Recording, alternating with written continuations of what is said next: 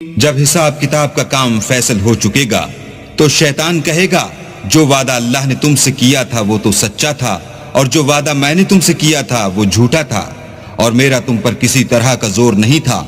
हाँ, मैंने तुमको गुमराही और बातिल की तरफ बुलाया, तो तुमने जल्दी से और बेदलील मेरा कहना मान लिया।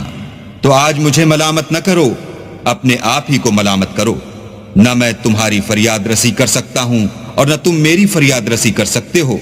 मैं इस बात से इनकार करता हूं कि तुम पहले मुझे शरीक बनाते थे।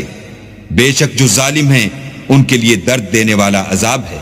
क्या तुमने नहीं देखा कि अल्लाह ने पाक बात की कैसी मिसाल बयान फरमाई है? वो ऐसी है जैसे पाकीज़ा दरख्त जिसकी जड़ मजबूत यानी जमीन को पकड़े हुए हो और शाखें आसमान में, अपने परवरदिगार के हुक्म से हर वक्त फल लाता और मेवे देता हो। और अल्लाह लोगों के लिए मिसालें बयान फरमाता है ताकि वो नसीहत पकड़ें।